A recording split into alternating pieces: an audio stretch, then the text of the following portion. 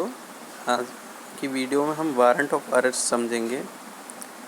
तो सबसे पहले हम वारंट समझते हैं। तो warrant is an order to arrest an accuse person, ठीक है, and to produce him before the court. दो ऑब्जेक्ट होते हैं वारंट के, एक तो अरेस्ट करना, उसके साथ साथ उसको कोर्ट के सामने प्रस्तुत करना। अब ये जो ऑब्जेक्ट होता है इसको फुलफ़िल करने की जो प्रक्रिया होती है उसे हम कहते हैं एग्जीक्यूशन। एग्जीक्यूशन जो है या तो पुलिस ऑफिसर के द्वारा कराया जा सकता है या किसी व्यक्ति के द्वारा कराया जा सकता है, जो कि हम 73, 72, 74 में देख लेंगे कि कौन कौन एग्जीक्यूट कराता है, ठीक है। अब हम रही बात कि फॉर्म क्या होता है, तो वारंट का जो होता है, अब जब सेकंड शेड्यूल खोलेंगे तो सेकंड शेड्यूल के क्लॉज वो सेकंड शेड्यूल के फॉर्म नंबर 2 में आपका दे रखा है कि वारंट कैसा होता है। तो जनरली वारंट राइटिंग में होता है, कोर्ट की मोहर होती है, प्रिसाइडिंग ऑफिसर के द्वारा साइंड होता है और उसमें ऑफेंस मेंशन होता है, एक्यूज़ का डिस्क्रिप्शन मेंशन होता है और उस पुलिस ऑफिसर या उस व्यक्ति का नाम और डेजिग्नेशन मेंशन होता है जो कि अरेस्ट करने जा रहा है। तो ये तो फॉर्म ऑफ वारंट हो गया। वारंट जो है जब तक फोर्स में रहेगा, जब तक कि या तो कोर्ट उसको कैंसिल नहीं करता या फिर जो है जब तक वारंट एग्जीक्यूट नहीं हो जाता।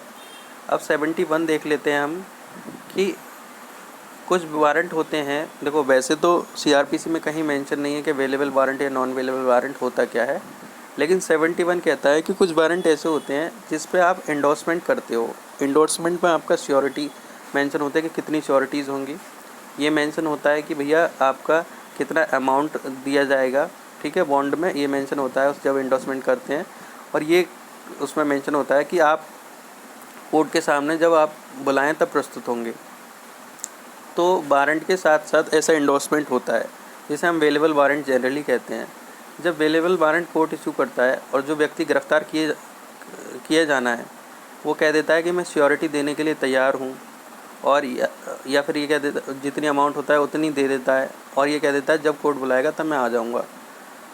तो जिस व्यक्ति जो एग्जीक्यूट कराने गया है उसको जैसे ही अमाउंट सिक्योरिटी के रूप में आ जाता है तो उसका क्या ड्यूटी है कि वो तुरंत ही आपका जो है कोर्ट को फॉरवर्ड कर देगा, वो जो भी उसने सिक्योरिटी ली है वो।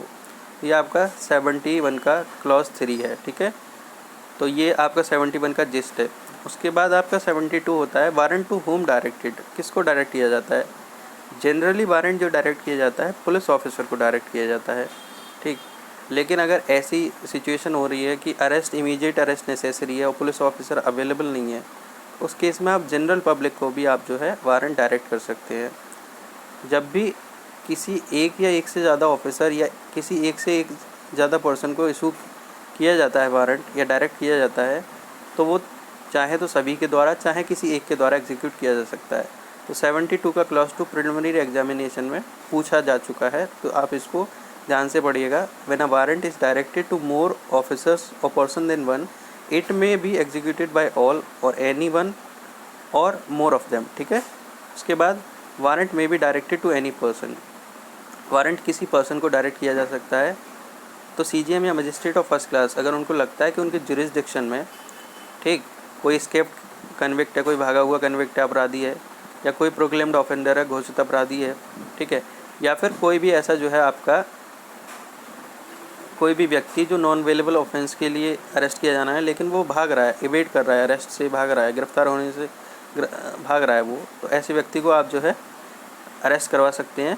और अरेस्ट किसके थ्रू होगा? किसी व्यक्ति के थ्रू होगा जिसको आप डायरेक्ट करेंगे कि वो जो व्यक्ति है वो आपका जो है अरेस्ट कर ले।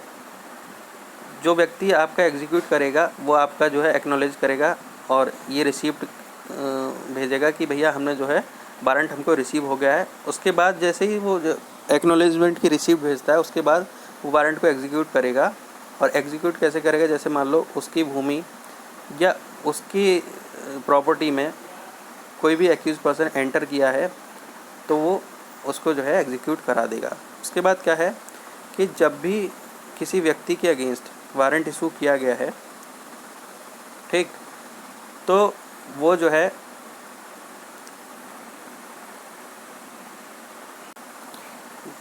जब भी किसी व्यक्ति के अगेंस्ट वारंट इशू किया गया है और मान लो और वो व्यक्ति अरेस्ट हो गया है, तो जिस व्यक्ति ने अरेस्ट किया है, जिसने एग्जीक्यूट कराया है वारंट, वो नियरेस्ट मजिस्ट्रेट को नियरेस्ट पुलिस ऑफिसर को मेड ओवर कर देगा कि हमने जो अरेस्ट कर लिया।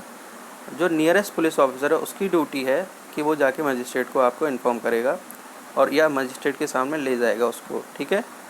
अगर आपने सिक्योरिटी ले लिया उस वक्त अरेस्ट करने के टाइम पे, तब तो तुरंत के तुरंत रिलीज़ करना है, तो उसमें फिर अरेस्ट और मेड ओवर करने की ज़रूरत नहीं है। तो इसमें इसलिए दे रखा है unless security is taken under 71। इसके बाद 74 देख लेते हैं हम। 74 ये कहता है कि कोई भी पुलिस ऑफिसर है जिसको डायरेक्ट किया गया है कि वो वारंट एग्जीक्यूट करे, ठीक, तो वो जो है आपका किसी और पुलिस ऑफिसर के द्वारा भी आपका हो सकता है जिसका नाम उस पर एंडोर्स कर रखा हो, ठीक है, या डायरेक्ट किया रखा हो या एंडोर्स कर रखा हो। मान लीजिए ए पुलिस ऑफिसर को आपने कहा, ठीक है, कि वो पुलिस ऑफिसर आपका एग्जीक्यूट कराए, लेकिन दूसरे पुलिस ऑफिसर के साथ भी आपका जो है एग्जीक्यूशन किया जा सकता है जिसका नाम उसमें एंडोर्स किया हो या डायरेक्शन दे रखी हो। अगर आप नहीं तो दूसरा कोई भी कर दे, तो ये बात 74 में दे रखी है। उसके बाद 75 है notification of substance of warrant, ठीक है।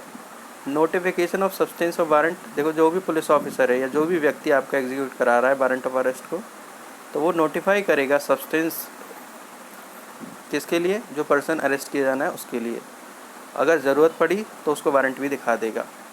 उसके बाद जो भी व्यक्ति आपका अरेस्ट किया जाना है उसको कोर्ट के सामने तुरंत के तुरंत प्रोड्यूस किया जाएगा बिना डिले के, ठीक। तो इसमें सीधे दे रखा पुलिस ऑफिसर या other person executing a warrant shall subject to the provision of 71 as to security without unnecessary delay. Subject to 71 क्यों दे रखा है? जब भैया आपने 71 में सिक्योरिटी ले रखी है तो आप अरेस्ट क्यों ही करोगे, ठीक। Without unnecessary delay bring the person arrested before the court before which he is required by law to produce such person. जैसे ही आपने अरेस्ट किया तुरंत कोर्ट के सामने प्रस्तुत कर देना है। प्रोवाइडेड सच डिले, मान लो कोई डिले हो भी गई तो वो 24 आवर्स से ज़्यादा डिले नहीं होगी, उसमें भी जर्नी का टाइम आपका एक्सक्लूड कर रखा है। तो 76, 67 के सिमिलरली दे रखा है, ठीक है। तो यानी 24 घंटे वाला जो रूल है उसी के हिसाब से आपका 76 भी है। अब वेयर वारंट में भी एग्जीक्यूटेड, तो वारंट किसी भी प्लेस ऑफ इंडिया में एग्जीक्यूट किया जा सकता है, ठीक। अब ये तो आपका जनरल बात हो गई कि आपका विद इन ज्यूरिसडिक्शन है तो क्या रूल है। 78 से लेके 81 तक जो है आउटसाइड ज्यूरिसडिक्शन की बात की गई है, वो हम नेक्स्ट वीडियो में डिस्कस करेंगे। फिर भी मैं आपको थोड़ा सा एडिशन में इस वीडियो को बता देता हूँ। आप इसके साथ साथ सत्येंद्र कुमार अंतिल वर्सेस CBI का देख लीजिएगा, उसमें जो है नॉन वेलेबल वारंट या वेलेबल वारंट के केस बता रखे हैं कि किस में जनरली हम वेलेबल वारंट इशू करेंगे। जनरली जो 7 ईयर से नीचे के ऑफेंसेस हैं उसमें जनरली हम जो है वेलेबल वारंट इशू करेंगे, तुरंत के तुरंत वेल दे दी जाएगी, ठीक है। तुरंत अरेस्ट नहीं करेंगे, पहले वेलेबल वारंट भेजेंगे, वेलेबल वारंट भेजने के बाद वो पर्सन उस डेट पे अपीयर नहीं हो रहा है, उसके बाद हम नॉन वेलेबल वारंट भेजेंगे। ये सत्येंद्र कुमार अंतिल वर्सेस CBI में बिल्कुल क्लियर दे रखा है, आप उसको देख लीजिएगा।